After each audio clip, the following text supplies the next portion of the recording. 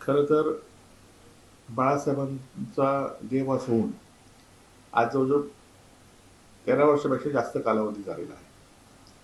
आणि शिवसेनेचे नेते रामदास कदम त्यावेळी सुद्धा शिवसेनेचे नेते होते आणि उद्धवजींच्या आशीर्वादाने सुद्धा ते पराभूत होऊन सुद्धा उद्धवजींनी त्यांना त्यावेळी आमदार केलं होतं. आणि गेले 13 वर्ष हे बाळासाहेबांसारख्या बाळासाहेबांच्या याच्यावर तयार झालेल्या नेत्यांनी गेले 13 वर्ष हा विषय का काढला नव्हता? खरं तर आज कालची लोकसभा झाली, विधानसभा निवडणुका झाल्यात.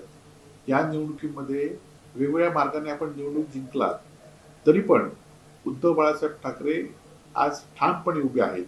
आणि त्यामुळे तुम्हाला दिल्लीवरून जे जे आरोप बाळासाहेबांच्या बाबतीमध्ये उद्धवजींवर करायचे असतात ते ते तुम्ही करताय.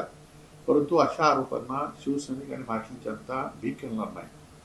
कारण बाळासाहेब असताना ज्या लोकांनी बाळासाहेबांना त्रास दिला अशा लोकांना घेऊन तुम्ही मेळावे साजरे करताय.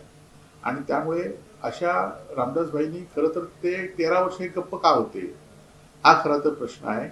आणि आज एकीकडे तुमची सगळी सत्ता असताना सुद्धा शिवसेनेचा दसरा मेळावा कालचा शिवाजी पार्कचा दसरा मेळावा केवढा मोठ्या पद्धतीने उत्साहाने साजरा झाला आणि तुमचा मेळावा मात्र आमच्यावर आरोप करण्यामध्ये झाला.